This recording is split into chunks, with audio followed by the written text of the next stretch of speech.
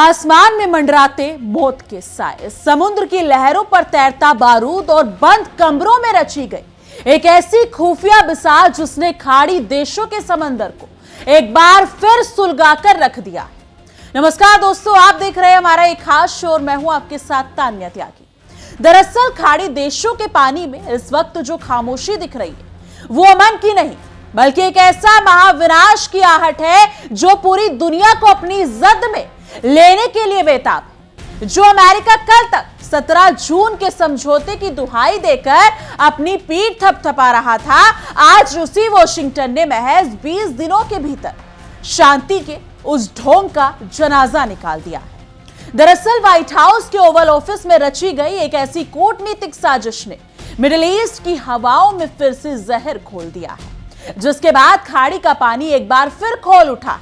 जो cease fire दोनों देशों के बीच अमन की नहीं सुबह लाने का दावा कर रहा था, वो अब इतिहास के पन्नों में दफन हो चुका है और उसकी जगह ले ली है गड़गड़ाती मिसाइलों और गरजते लड़ाकू विमानों ने। इसे कहते हैं कि हाथी के दांत खाने के और दिखाने के और।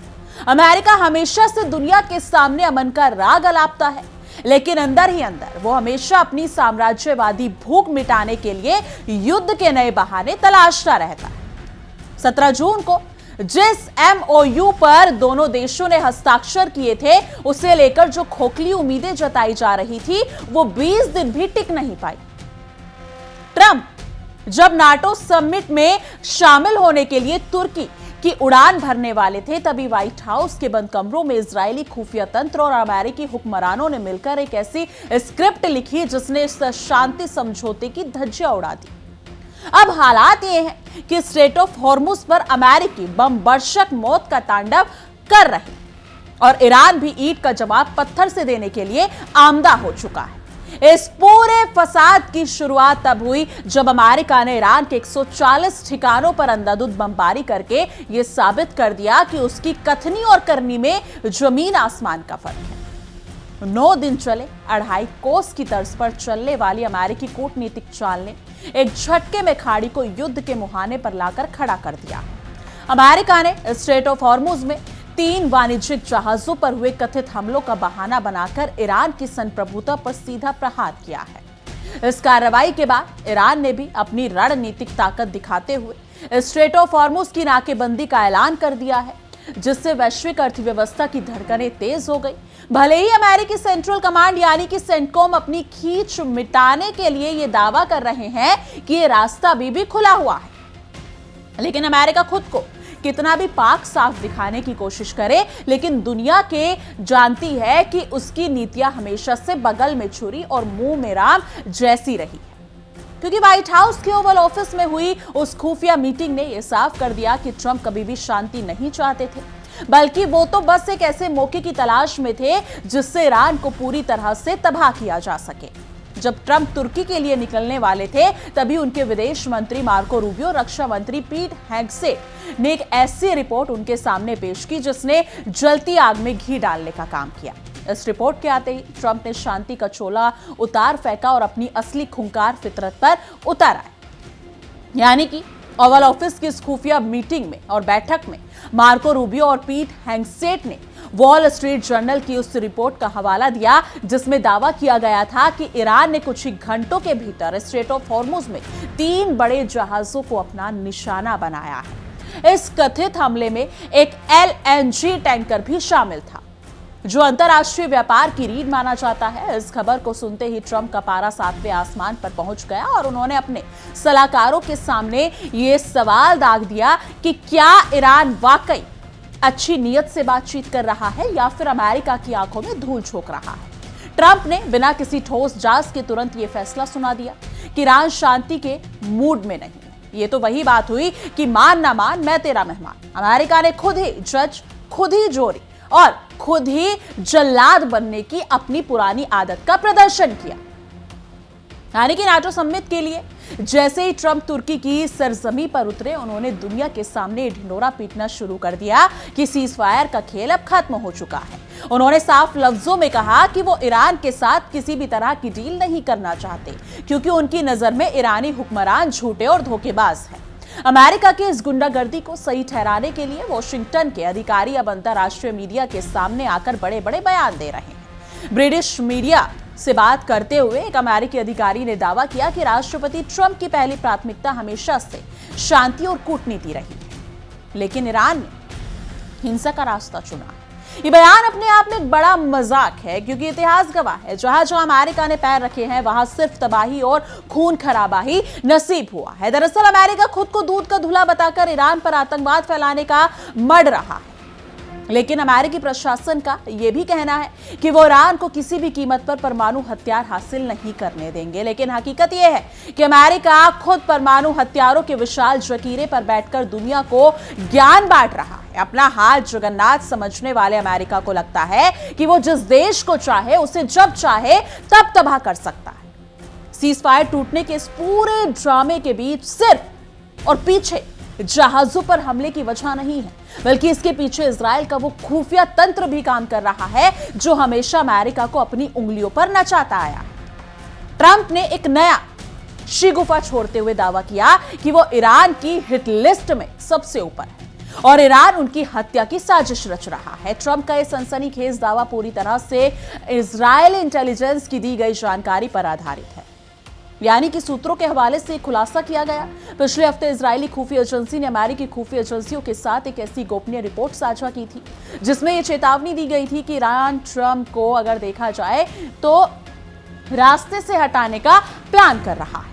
कमाल की बात तो यह है कि अमेरिका को भी हाल के हफ्तों में लगातार ऐसी खुफिया जानकारियां मिल रही थी जो इस दावे का समर्थन कर रही थी, लेकिन कूटनीति के जानकार जानते हैं कि चोर की दाढ़ी में तिनका। कुछ अमेरिकी अधिकारियों ने दबी जुबान में स्वीकार भी किया कि इजराइल की ये इंटेलिजेंस रिपोर्ट केवल ट्रंप के फैसले को प्रभावित करने की एक सोची समझी चाल हो सकती है। इजराइल कभी नहीं चाहता कि अमेरिका और ईरान के बीच सैन्य टकराव बंद हो, क्योंकि इसमें उसका अपना फायदा छिपा हुआ है। ट्रंप ने इस हफ्ते मीडिया के सामने आकर ये रोना रोया कि वो ईरान के कथित किल लिस्ट में नंबर 1 टारगेट है। उन्होंने बड़े अहंकार के साथ कहा कि वो ईरान के सबसे बड़े दुश्मन इसलिए हैं क्योंकि वो देश और दुनिया के भले के लिए काम कर रहे हैं, जबकि ईरान के लोग घटिया हैं और 47 सालों से उनका चरित्र ऐसा ही रहा है। ट्रंप का ये बयान उनके साम्राज्यवादी अहंकार को साफ झलकाता है, जहां वो खुद को पूरी दुनिया का ठेकेदार और दूसरों को खलनायक साबित करने पर तुले हुए। अब इस लड़ाई का नतीजा यह हुआ कि पश्चिम एशिया का एक बार फिर से बारूद के ढेर पर बैठ गया है। हालात बिल्कुल वैसे हो चुके हैं जैसे 1 महीने पहले थे, जहां शांति की कोई गुंजाइश नजर नहीं आती। दोनों देशों के बीच लगातार हो रही बमबारी ने निर्दोष नागरिकों की जान को खतरे में डाल दिया है। ईरान ने अमेरिकी हमलों के जवाब में अपनी सबसे बड़ी ताकत यानी कि स्ट्रेट ऑफ हॉर्मुज को बंद करने का जो फैसला लिया है, उसने अमेरिका की रातों की नींद उड़ाकर रख दी। हालांकि ट्रंप और उनकी सेना लगातार ये राग अलाप रही है कि हॉर्मुज अभी भी खुल चुका है और खुला हुआ है और अंतर्राष्ट्रीय जहाजों का आना जाना जारी है, लेकिन जमीनी हकीकत को चोरी बयां कर रही है। दोनों देशों के बीच जो बातचीत का सिलसिला शुरू हुआ था वो पूरी तरह से खटाई में पड़ चुका है। ट्रंप ने साफ कह दिया है कि अब ईरान से बात करना सिर्फ और सिर्फ समय की बर्बादी है। इस कड़े रुख ने यह साफ कर दिया है कि अमेरिका बातचीत की आड़ में सिर्फ अपनी ताकत की नुमाइश करना चाहता था। इस पूरे घटनाक्रम में अमेरिका का जो आक्रामक और तानाशाही रवैया सामने आया है, उसने अंतर्राष्ट्रीय नियमों की धज्जियां उड़ाकर रख दी है। 11 जुलाई को ईरान के 140 ठिकानों पर की गई बमबारी कोई सामान्य सैन्य कार्रवाई नहीं थी, बल्कि ये एक संप्रभु देश पर किया गया सीधा हमला था। अमेरिका हमेशा से काठ की हांडी बार बार नहीं चढ़ते वाले मुहावरे को भूल जाता है और हर बार एक नया झूठ गढ़कर दुनिया के सामने परोस देता है ताकि उसकी सैन्य फैक्ट्रियां चलती रहे और उसका मुनाफा बढ़ता रहे। ईरान ने भी बहरीन और कुवैत में स्थित अमेरिकी सैन्य अड्डों को निशाना बनाकर यह जता दिया है कि वो झुकने वालों में से नहीं। ईरान के मिसाइल हमलों ने अमेरिकी सेना के उन अड्डों को दहला दिया है जो खाड़ी देशों की संप्रभुता को कुचलने के लिए बनाए गए थे। अमेरिका को शायद ये मुकालता था कि वो अपनी हवाई ताकत के दम पर ईरान को घुटनों पर ले आएगा, लेकिन ईरान ने इस चौतरफा पलटवार ने उसके घमंड को चूर चूर करके रख दिया। वॉशिंगटन की नीतियां हमेशा से तेल और प्रभुत्व के इर्द गिर्द घूमती रही है। जब 17 जून को MOU साइन हुआ था तब ट्रंप इसे अपनी कूटनीतिक जीत बता रहे थे, लेकिन जैसे ही उन्हें लगा कि उनकी दादागिरी पूरी तरह से काम नहीं आ रही है, उन्होंने एक झटके में समझौता तोड़ दिया। ये अमेरिकी कूटनीति के उस खोखलेपन को उजागर करता है जहां किसी भी वादे या समझौते की कीमत कौड़ियों के भाव नहीं होती। इजरायली इंटेलिजेंस की भूमिका इस पूरे विवाद में सबसे ज्यादा संदेह स्पष्ट रही। अपनी आंतरिक राजनीति और खाड़ी में अपना वर्चस्व बनाए रखने के लिए इजराइल हमेशा से अमेरिका को आगे करके अपनी जंग लड़ता आया है। ट्रंप की हत्या की साजिश की जो मनगढ़ंत कहानी रची गई वो दरअसल अमेरिका को ईरान के खिलाफ उकसाने का एक अचूक हथियार साबित है। अमेरिका भी इस जाल में जानबूझकर फंसा ताकि उसे सीजफायर तोड़ने का एक नैतिक बहाना मिल सके। ट्रंप का यह कहना कि वो 47 सालों से ईरान के चाल चरित्र को जानते हैं, उनकी अपनी संकीर्ण मानसिकता को दर्शाता है। अमेरिका खुद पहले अगर देखा जाए पिछले कई दशकों से दुनिया भर के देशों में तख्तापलट और खुद भड़काने का मुख्य सूत्रधार रहा है। जब ईरान ने अपनी सुरक्षा के लिए कदम उठाए तो अमेरिका की अगर देखा जाए तो अमेरिका को मिर्ची लग गई। ये जंग अब सिर्फ दो देशों की नहीं रही, बल्कि इसमें पूरे मिडिल ईस्ट के अमन चैन को शमशान में तब्दील करने की तैयारी कर ली है। स्ट्रेट ऑफ हॉर्मुज की नाकेबंदी वैश्विक अर्थव्यवस्था के लिए किसी बड़े झटके से कम नहीं। दुनिया का एक बड़ा तेल व्यापार इसी रास्ते से होता है और ईरान इस बात को अच्छी तरह जानता है। अमेरिका भले ही कितने भी दावे करे कि रास्ता खुला है, लेकिन जब तक अमेरिकी मिसाइल ईरान की धरती पर गिरती रहेंगी तब तक खाड़ी का ये पानी शांत नहीं होने वाला। इस लड़ाई ने यह साबित कर दिया है कि अमेरिका के लिए शांति सिर्फ एक मुखौटा है। अमेरिकी सेंट्रल कमांड यानी कि सेंटकॉम का यह दावा कि हालात नियंत्रण में है पूरी तरह से सफेद झूठ है। कुवैत और बहरीन में मौजूद अमेरिकी सैनिक इस वक्त खौफ के साए में जी रहे हैं, क्योंकि ईरान के ड्रोन और बैलिस्टिक मिसाइलें कभी भी उनके कैंपों पर कयामत बनकर गिर सकती। अमेरिका ने सोचा था कि वो ईरान को डरा देगा, लेकिन यहां तो उल्टा चोर कोतवाल को डांटने वाली स्थिति पैदा हो गई। इस पूरे टकराव के बीच जो सबसे बड़ा नुकसान हो रहा है वो है कूटनीति पर से दुनिया का विश्वास उठना। जब महाशक्तियां खुद ही समझौते को कागज का टुकड़ा समझने लगे तो अंतरराष्ट्रीय संस्थाओं की प्रासंगिकता खत्म हो जाती है। ट्रंप का यह कहना कि बातचीत समय की बर्बादी है, यह दर्शाता है कि वो सिर्फ बंदूकों की भाषा समझते हैं और दुनिया को एक अंतहीन युद्ध की आग में झोंकना चाहते हैं। इस पूरे मामले में अगर देखा जाए तो एक इंटरव्यू में अमेरिकी अधिकारी के बयान की अगर चीर-फाड़ की जाए तो उसमें साफ तौर पर अहंकार की बू आती है। जब वो कहते हैं कि ईरान को अंजाम भुगतना पड़ रहा है तो वो भूल जाते हैं कि युद्ध की मार सिर्फ एक पक्ष नहीं पड़ती, बल्कि अमेरिकी टैक्सपेयर्स का पैसा भी इस वक्त खाड़ी के समंदर में बारूद बनकर बह रहा है, जिसका जवाब ट्रंप को अपनी जनता को देना होगा। यानी सीजफायर टूटने के बाद पश्चिम एशिया में जो संघर्ष गहराया है उसकी गूंज पूरी दुनिया में सुनाई देगी। ईंधन की कीमतों में उछाल और व्यापारिक मार्गों का असुरक्षित होना तय है। अमेरिका ने अपनी चौधराहट दिखाने के चक्कर में पूरी दुनिया को एक बड़े आर्थिक संकट के मुहाने पर लाकर खड़ा कर दिया है। ट्रंप का यह फैसला उनके कार्यकाल का सबसे गैर जिम्मेदाराना कदम माना जा रहा है। ईरान ने जो पलटवार किया है वो उसकी सैन्य तैयारियों की गवाही देता है। बहरीन और कुवैत में अमेरिकी ठिकानों पर हुए हमले इस बात का सबूत है कि ईरान के पास अमेरिका के हर वार का जवाब देने की क्षमता है।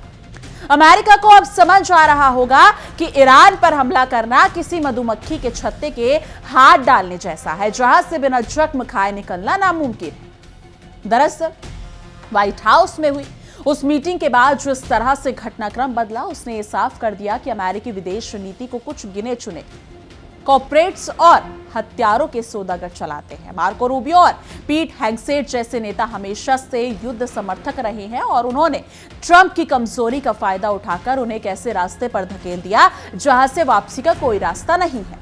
यानी कि ट्रंप खुद को एक महान रणनीतिकार साबित करने की होड़ में इस कदर अंधे हो चुके हैं कि उन्हें इजराइल की चालें भी दिखाई नहीं दे रही। कुछ अमेरिकी अधिकारियों को यह आशंका बिल्कुल सही है कि इजराइल ने अपनी खुफिया रिपोर्ट का इस्तेमाल सिर्फ अमेरिका को युद्ध में झोंकने के लिए किया था। अब जब अमेरिका इस दलदल में फंस चुका है तो इजराइल पर्दे के पीछे बैठकर तमाशा देख रहा है। यानी कि किल लिस्ट में नंबर 1 होने का ट्रंप का दावा उनकी अपनी असुरक्षा और राजनीतिक फायदे की भूख को दिखाता है। वो इस खुफिया जानकारी को अपनी चुनावी रैलियों में भुनाने की कोशिश करेंगे ताकि अमेरिकी जनता के बीच खुद को एक पीड़ित और वीर नायक के रूप में पेश कर सके। लेकिन इस गंदी राजनीति की कीमत खाड़ी के बेकसूर लोग अपने खून से चुका चुके। यानी कि 17 जून के समझौते के बाद जो उम्मीद की किरण जगी थी, उसे अमेरिकी अहंकार ने कुचल दिया। ईरान के साथ बातचीत को समय की बर्बादी बता रहा है। यह साबित करता है कि ट्रंप प्रशासन कभी भी किसी समझौते का सम्मान नहीं कर सकता। उनकी नीतियां हमेशा चमड़ी जाए पर दगड़ी ना जाए जैसी रही है, जहां वो अपने फायदे के लिए किसी भी हद तक जा सकते हैं। यानी कि स्ट्रेट ऑफ हॉर्मुज का विवाद अब और ज्यादा पेचीदा हो गया है। एक तरफ ईरान की नाकेबंदी की कसम है तो दूसरी तरफ अमेरिका का रास्ता खुला रखने का खोखला दावा। इस कशमकश के बीच जो वाणिज्यिक जहाज वहां से गुजर रहे हैं वो मौत के साए में सफर करने को मजबूर है। यानी कि एलएनजी टैंकरों पर हुए हमले ने यह साफ कर दिया कि अब कोई भी सुरक्षित नहीं। अमेरिका खुद को दुनिया का थानेदार समझता है, लेकिन उसकी अपनी कानून व्यवस्था और नीतियां खोखली हो चुकी हैं। दूसरे देशों पर प्रतिबंध लगाना और उनकी बमबारी करना ही उसकी मुख्य कूटनीति बन चुकी है। ईरान ने बहरीन और कुवैत में जो यावापी कार्रवाई की है वो अमेरिकी दादागिरी के मुंह पर एक करारा तमाचा है। इस युद्ध के कारण पश्चिम एशिया में जो अस्थिरता आई है उसका असर वैश्विक राजनीति पर लंबे समय तक रहेगा। शांति की जो भी कोशिशें पिछले कुछ महीनों से की गई थी वो अब बेकार हो चुकी है। ट्रंप की इस नई जिद ने पूरी दुनिया को एक अनिश्चितता के माहौल में ढकेल दिया है, जहां हर पल एक नए धमाके का डर बना रहता है। दरअसल अमेरिकी सेना की सेंट्रल कमांड यानी कि सेंटकॉम के बयानों पर अब कोई भी भरोसा करने को तैयार नहीं है। उनके दावे और जमीनी हकीकत में जमीन आसमान का अंतर साफ देखा जा सकता है। 140 ठिकानों पर बमबारी की बात स्वीकार करके उन्होंने खुद ही अपनी आक्रामक और क्रूर नीति पर मोहर लगा दी है, जिसे दुनिया कभी माफ नहीं करेगी। यानी कि हिट लिस्ट का यह पूरा तमाशा दरअसल एक सोची समझी कूटनीतिक साजिश है। इजराइल और अमेरिकी खुफिया एजेंसी ने मिलकर एक ऐसा ताना बाना बुना जिसमें ट्रंप आसानी से फंस गए। अब जब सीजफायर टूट चुका है तो दोनों ही देश अपनी सैन्य ताकत का प्रदर्शन करके दुनिया को डराने की कोशिश कर रहे हैं, लेकिन ये खेल उनके लिए ही आत्मघाती साबित हो सकता है। यानी कि ट्रंप का यह कहना कि वो अपनी संप्रभुता की रक्षा के लिए किसी भी हद तक जाएंगे, ये दिखाता है कि वो अमेरिकी धमकियों से डरने वाले नहीं हैं। उन्होंने साफ कर दिया है कि अगर उसके ठिकानों पर हमले होंगे तो खाड़ी में मौजूद हर एक अमेरिकी सैनिक उसका निशाना बनेगा। यह स्थिति सिर मुड़ाने की ओले पड़ना जैसी हो गई है, जहां अमेरिका को फायदे की जगह भारी नुकसान उठाना पड़ रहा है। इस महासंकट के बीच ये बात साफ हो गई है कि ट्रंप प्रशासन के भीतर भी सब कुछ ठीक नहीं। कुछ अधिकारियों का इजरायली रिपोर्ट पर शक जताना यह साबित करता है कि व्हाइट हाउस के भीतर भी इस युद्ध को लेकर मतभेद है, लेकिन ट्रंप ने अपने कट्टरपंथी सलाहकारों की बात मानकर पूरे देश को एक ऐसी जंग में झोंक दिया है जिसका कोई अंत नजर नहीं आता। यानी कि 11 जुलाई की तारीख को इतिहास में काले दिन के रूप में याद रखा जाएगा, जब अमेरिका ने शांति के समझौते को अपने पैरों तले कुचल दिया। 140 दिनों पर गिराए गए बमों की गूंज केवल ईरान में ही नहीं बल्कि पूरी दुनिया में उन देशों में सुनाई दी गई जो अंतर्राष्ट्रीय न्याय और शांति में विश्वास रखते हैं। अमेरिका का यह चेहरा बेहद डरावना और क्रूर है। अब आगे की राह बेहद धुंधली हो और खतरनाक हो चुकी है। दोनों देशों के बीच संवाद के सारे चैनल बंद हो चुके हैं और कूटनीति पूरी तरह से फेल हो चुकी है। ट्रंप का यह बयान की बातचीत सिर्फ वक्त की बर्बादी है। यह साफ करता है कि आने वाले दिनों में हमें और ज्यादा भीषण हमले और तबाही देखने को मिल सकती है, जिससे पूरी मानवता संकट में पड़ जाएगी। अमेरिका की इस साम्राज्यवादी सोच ने हमेशा से दुनिया को बांटने का काम किया है।